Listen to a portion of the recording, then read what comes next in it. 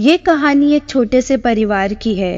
रिया अपनी माँ सुमन और पिता विनोद के साथ दिल्ली में रहती थी।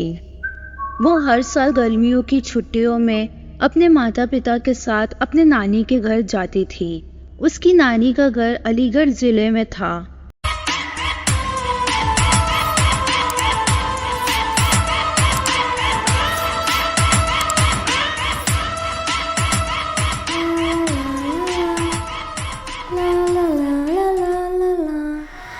एक बार की बात है, रिया की स्कूल की छुट्टियां हो चुकी थी। रिया अपने नानी के घर जाने के लिए तैयार थी। विनोद को शाम को छुट्टी मिली क्योंकि उसकी ऑफिस में काम बहुत था। दिन ढल चुका था। सुमन ने कहा, रहने दो, अब जाने की जरूरत नहीं है, सुबह होते ही हम अलीगढ़ के लिए निकल जाएंगे। इस पर विनोद ने कहा, हमारे पास अपनी खुद की कार है, तो क्या हुआ अगर दिन ढल गया, हमें कौन सा वाहन बदलना है। अब रिया भी जिद करने लगी, मामा अभी चलते हैं, मुझे नानी के घर जाना है। सुमन रिया और विनोद की जिद के पीछे जाने के लिए तैयार हो जाती है, लेकिन अंदर ही पता नहीं क्यों उसे घबराहट सी हो रही थी। अब रात हो चुकी थी और इन लोगों की गाड़ी सड़क पर चल रही थी। रात होने की वजह से सड़क पर गाड़ियों की आवाजें भी कम हो चुकी थी। विनोद कार चला रहा था। सुमन और रिया पीछे सीट पर बैठे हुए थे।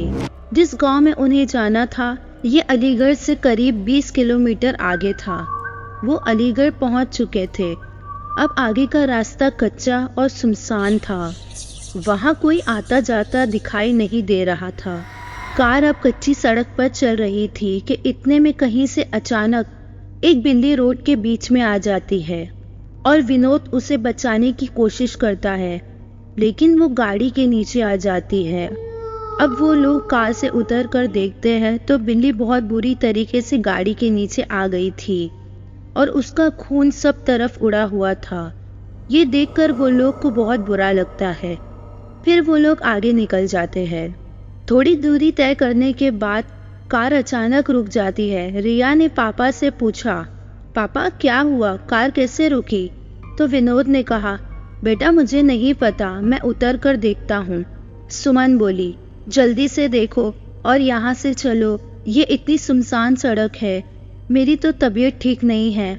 कार से उतरकर विनोद ने कार का बोनट खोला और देखा, लेकिन कार में कुछ गलत नहीं मिला।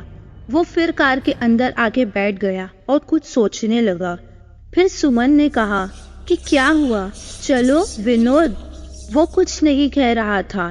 फिर सुमन ने जोर से उसका कंधा पकड़ा और हिलाया और कहा कि क्या हुआ, रात का वक्त है, जल्दी चलो यहाँ से। तब विनोद ने कहा, मैं सोच रहा हूँ कि कार में कोई खराबी नहीं है, फिर गाड़ी क्यों रुकी? सुमन बोली, आप गाड़ी शुरू करने की कोशिश करो, शायद अब शुरू हो जाए। फिर विनोद ने कार स्टार्ट करने के लिए चाबी घुमाई और कार स्टार्ट हो गई। अब कार फिर से उस अंधेरे रास्ते पर चल रही थी। कुछ टाइम बाद रिया और सुमन दोनों की ही आंख लग जाती है और विनोद गाड़ी ही चला रहा था। इतने में रिया की आंख खुलती है और उसे कोई आवाज सुनाई देती है, जैसे कोई घुंघरू पहनकर गाड़ी के पीछे आ रहा हो। वो अपने मम्मी को उठाती है और पापा को भी बोलने लगती है। सुमन को भी वो आवाज सुनाई दे रही थी, जैसे कोई पीछे भाग रहा हो। वो दोनों बहुत ही ज्यादा डर जाते हैं, लेकिन विनोद को कोई आवाज नहीं आ रही थी। विनोद कहता है, तुम लोगों के कान बज रहे हैं, मुझे तो कोई आवाज नहीं आ रही है, और गाड़ी चलाते रहता है। गाड़ी थोड़ी ही दूर गई थी कि रिया ने चिल्ला कर कहा, मम्मी। अचानक से विनोद ने गाड़ी रोकी। मम्मी पापा दोनों ने रिया से पूछा, क्या हुआ बेटे? इस पर रिया बोली, पापा हमारी गाड़ी के आगे एक औरत और आदमी आ गए हैं। पापा ने कहा, बेटा ऐसा कुछ नहीं है, क्या हो गया है तुम्हें? मैं गाड़ी चला रहा हूँ, मुझे तो कोई नहीं दिखाई दिया। वैसे भी इतनी सुनसान सड़क पे इस वक्त कोई पैदल नहीं चल रहा होगा जो हमारी गाड़ी के आगे आ जाए। तो रिया कहने लगी, पापा मेरा विश्वास करो, सच में वहाँ एक औरत और आदमी था। रिया डर से कांप रही थी। तो उसके मम्मी पापा उसे समझाते हैं कि डरने वाली कोई बात नहीं, हम हैं तुम्हारे साथ। सुमन ने कहा, थोड़ा तेज चलाओ। विनोद ने कार की स्पीड बढ़ा दी। तब विनोद को कार के शीशे में एक डरावना चेहरा दिखाई देता है। उस डरावने चेहरे को देखते ही विनोद के हाथ स्टीयरिंग व्हील से हट जाते हैं और कार का संतुलन बिगड़ने से कार इधर उधर होने लगती है। किसी तरह विनोद ने खुद को और कार को संभाल लिया। उसके सामने एक औरत और आदमी दिखाई दिए जो कार को रोकने का इशारा कर रहे थे, लेकिन विनोद ने कार नहीं रोकी बल्कि कार की स्पीड बढ़ा दी, क्योंकि अब तक उसे रिया की बात पर यकीन नहीं हो रहा था। सुमन और विनोद के तो होश ही उड़ गए थे। उन्हें यकीन हो गया कि रिया सच कह रही थी। विनोद की समझ नहीं आ रहा था कि क्या करना है। अब अचानक सुमन का फोन बजा। सुमन बोली, हेलो कौन? सुमन का भाई अर्जुन दूसरी तरफ से बोल रहा था। हेलो दीदी, आप कैसी है? सुमन ने कहा, भाई कुछ ठीक नहीं है, इस सड़क पर बहुत परेशानी है।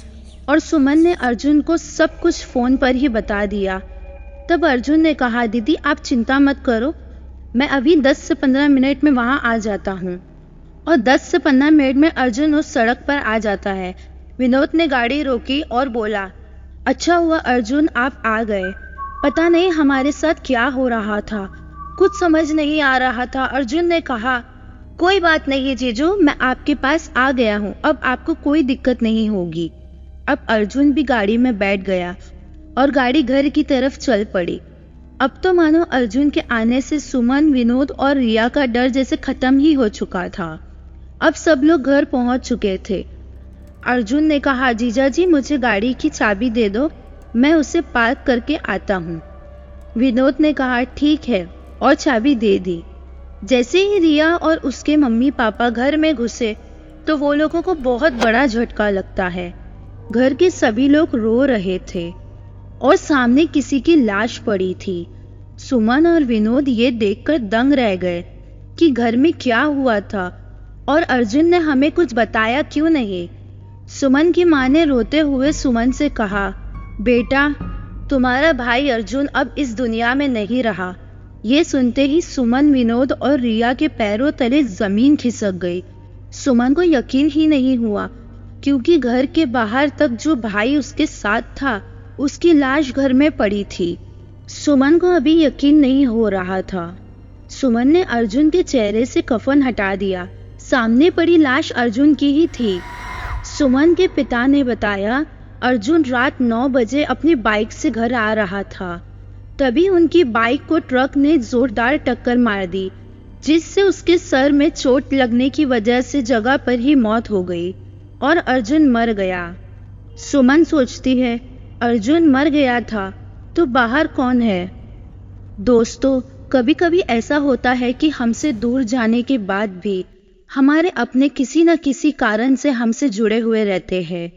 इस कहानी के बारे में अपनी राय देना ना भूलें। मैं फिर से इसी तरह की कहानी लेकर लौटूंगी। तब तक के धन्यवाद।